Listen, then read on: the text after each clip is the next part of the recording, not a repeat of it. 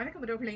சமையல் அறையிலேயே இருந்து கொண்டு என் காலம் முழுவதையும் கழிக்க வேண்டுமா என்று ஒரு பெண்ணின் கேள்வியில் எவ்வளவு நியாயம் உள்ளதோ, அதே நியாயம் காலம் பூராவும் பிடிக்காத வேலையானாலும் அதை செய்து கொண்டே ஒரு பெண்ணையும் குடும்பத்தையும் காப்பாற்றியே ஆக வேண்டுமா என்று ஒரு ஆண் கேள்வி கேட்பதும் அப்படின்னு படிச்சேன். எவ்வளவு நியாயமான கேள்வியா தான் படுது. பெண்கள் தங்களுக்கான மனக்குறைகளை குடும்பத்திலேயோ பொதுவெளியிலயோ சொல்லி புலம்பி ஆறுதல் தேடுறாங்க.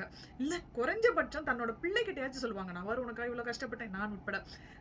திருப்பி திருப்பி நம்ம அதை சொல்லிக்கிட்டே இருப்போம். ஏன் ஆண்கள் அந்த மாதிரி சொல்றது இல்ல?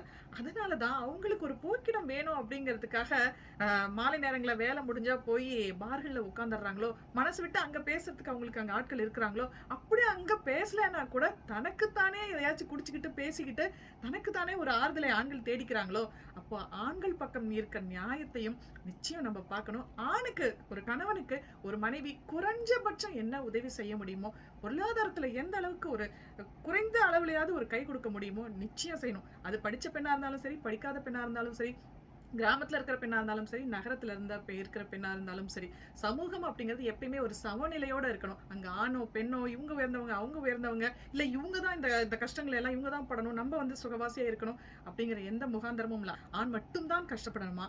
இதை பத்தி நீங்க என்ன நினைக்கிறீங்கன்னு கமெண்ட்ஸ்ல சொல்லுங்க.